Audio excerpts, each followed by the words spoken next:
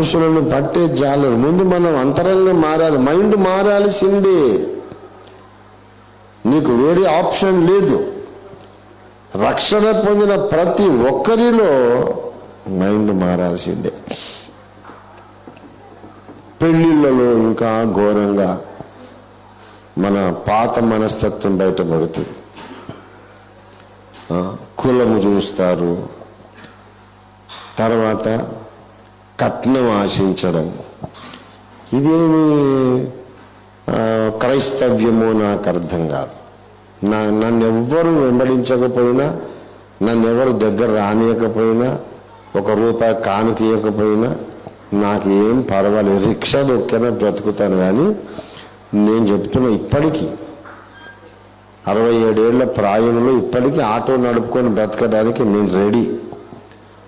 నేను మనుషులను మెప్పించడానికి బోధ చెయ్యను. నేను చెప్తున్నాను, కట్నం అడిగిన ఎవ్వడు సరైన క్రైస్తవుడు కాడు.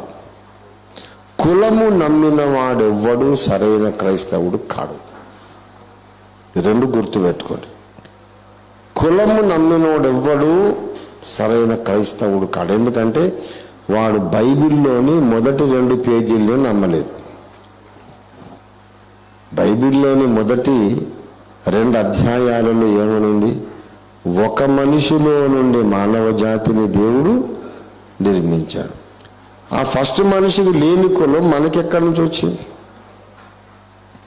రెడ్లైనా, కమ్మైనా, కాపైనా, బ్రాహ్మణులైనా, మాలైనా, మాదిగైనా, వేరే ట్రైబల్స్ అయినా, బ్రాహ్మణులైనా, ఎవరైనా ఆదాముకు పుట్టిన వాళ్ళే కదా. తండ్రికి లేని కులం పిల్లలకి ఎక్కడి నుంచి వస్తుంది? ఆదాముకు లేదుగా. ఆదాము రెడ్డా, బ్రాహ్మడా, మాలనా? కులం లేదా? యేసయ్యకి ఏం కులం ఉన్నది? ఆయన ఆది సంభూతుడు, ఆది మధ్యాంతరహితుడు. యేసయ్యకి ఏం కులం ఉంది? ఆదాముకు లేనిది, మన రక్షకుడికి లేనిది మనకెందుకు కులం? కులం అనేదే ఒక అబద్ధం. అందుకే నేను పగబట్టి 100 కొలది కులాంతర వివాహాలు నేను చేశాను, ఆర్గనైజ్ చేశాను. నా ఖర్చు పెట్టి, నా డబ్బులు ఖర్చు పెట్టి నేను చేశాను. కొన్ని సేమ్ కులంలో కూడా చేశాను. ఎందుకు తెలుసా? వాడు బ్రాహ్మడు, వీడు మాదిగా అనేది ఎంత అబద్ధమో, వీళ్ళిద్దరు మాదిగా అనేది కూడా అబద్ధమే.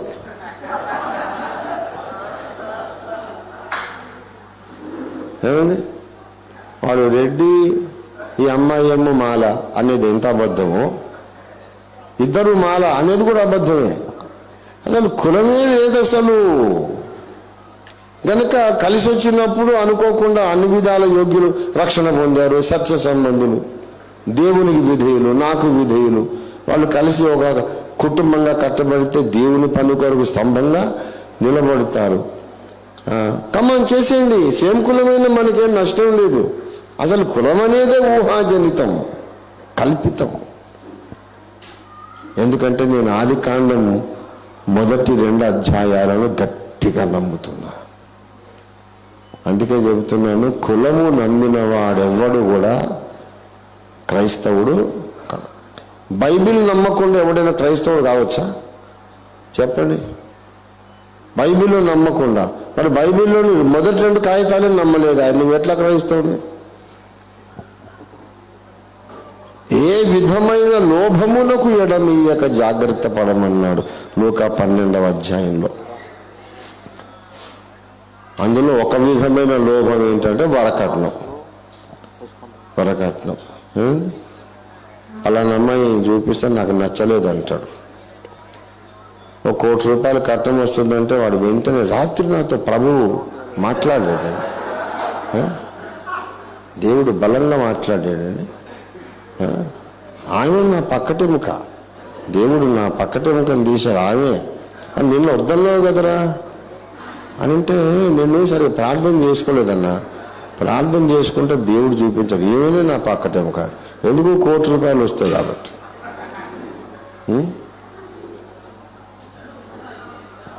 వాడు ఏమి క్రైస్తవుడు? నేను చెప్తున్నా, అసలు కట్నం అడగడమే నికృష్టమైన పని, బహునీచమైన పని. నన్ను అందరూ కలిసి కొట్టి చంపినా పర్లేదు, నేను ఇదే మాట చెప్తాను. ఎందుకంటే ఏదన్నా హోటల్కు పోయి మీరు అడగండి, ఏమండి వాడు కూర్చుంటారు కదా అక్కడ గల్లాపెట్టి మీద సేటు గారు, మీ హోటల్లో నేను దోశ తింటే, ఇడ్లీ తింటే, వడ టిఫిన్ చేస్తే మీరు నాకు ఎన్ని డబ్బులు ఇస్తారు అని అడిగితే ఆయన ఏమంటాడు, మీ హోటల్లో నేను ఇడ్లీ తింటే, వడ తింటే మీరు నాకు ఎంత డబ్బులు ఇస్తారు అంటే, పిచ్చి పట్టిందా సార్ నీకు? నేను మినుములు తేవాలి, రుబ్బాలి, దాన్ని చాకిరీ చేసి ఇడ్లీ పాత్ర పెట్టి, వడను కడాయిలో నూనెలో చేసి పచ్చడి రుబ్బి ఇంత శ్రమ చేసి నీ ముందుకు ఆహారం తెచ్చిస్తున్నప్పుడు వాళ్ళు నేను డబ్బులు ఇచ్చిన ఇక్కడిది నువ్వు ఇవ్వాలి. నేను నీకు టిఫిన్ పెట్టి, ఇడ్లీ పెట్టి, వడ పెడితే ఎంతో ప్రయాసతో కదా నీకు ఇడ్లీ వచ్చింది, నువ్వు నాకు ఇవ్వాలా? ఇలా లేకుండా ఇడ్లీ ఇచ్చినోడే మనకు పైసలు కూడా ఇవ్వాలన్నా. మరి ఇడ్లీ నీకు ఫ్రీగా రాదు కదా, పెళ్ళం ఫ్రీగా వస్తుందా?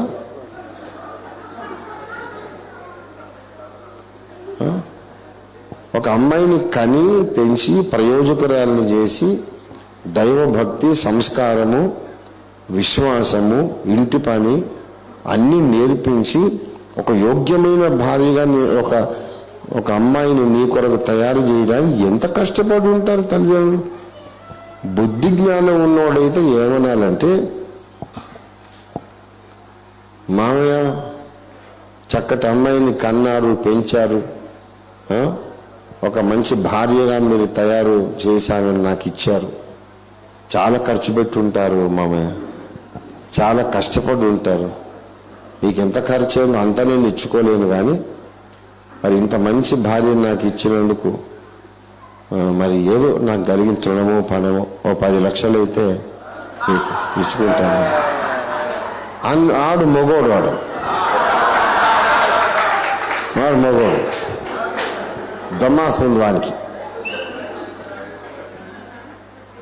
ఎన్నో పెళ్లి సంబంధాలు నా సమక్షంలో మాట్లాడుతున్నారు. కట్నం అనే ప్రసక్తి రాగానే నేను లేచి వెళ్ళిపోతా అక్కడి నుంచి.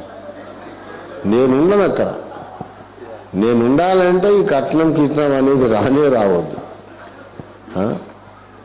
ఇడ్లీ చేసి నేనే పెట్టాలి, చట్నీ నేనే పెట్టాలి, మళ్ళీ నేనే పైసలు ఇవ్వాలన్నా. ఇదేమన్నా తలకాయ ఉన్న వ్యవహారమేనా? ఇడ్లీ వాడు మనకి ఇచ్చినందుకు మనం డబ్బులు ఇస్తాం, మరొక భార్య నీకు ఇచ్చినందుకు ఇదిగా అంటే నేను మగోడిని కదా. అంటే అసహ్యకరమైన విషయం ఏంటంటే, ఆ వ్యక్తి తన మగతనాన్ని మార్కెట్లో అమ్ముకుంటున్నాడు. కితనీ శరం కి బాత్ హై. ఎంత సిగ్గుచేటు. తన మగతనాన్ని వేలం వేసి ఒక బర్రెనో, గేదెనో, ఆవునో, ఎద్దునో, దున్నిపోతును అమ్మినట్టు తన మగతనాన్ని అమ్ముకుంటున్నాడు వేలం వేసి. ఆడు మగోడు, ఆడు మనిషే కాదు అసలు. నోరు మూసుకొని అమ్మాయి మంచిదైతే చేసుకోవాలి, వాళ్ళ తండ్రి ఆమెకి ఏదైనా ఇచ్చుకుంటే ఆమె ఇష్టం. కలిగింది ఇచ్చుకుంటాడండి తండ్రి, వట్టిగా పంపడు. దాని మీద నీకు దృష్టి ఉండొద్దు. నీవు కష్టపడి భార్యను ఎలా పోషించుకోవాలని దాని మీద నీ దృష్టి ఉండాలి.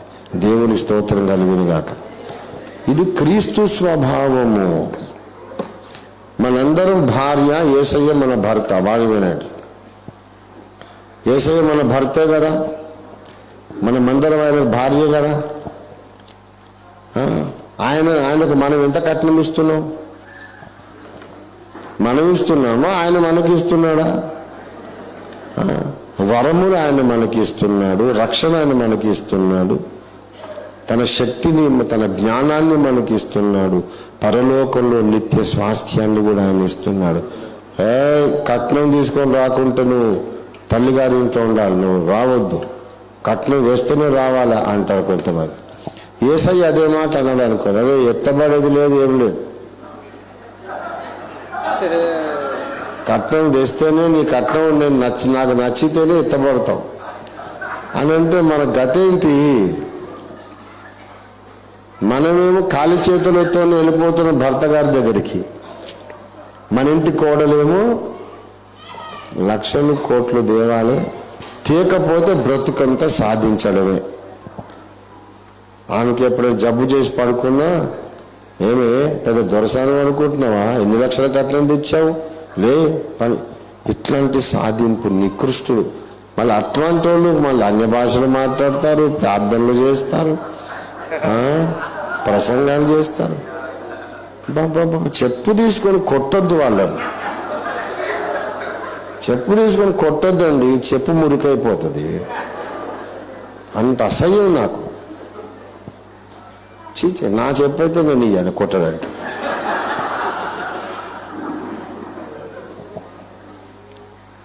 అంత నీచమైన మనస్తత్వం. మళ్ళీ వీళ్ళ ఇంటి మీద స్టార్ పెడతాం. ఎందుకో అది క్రైస్తవ జీవితం అది.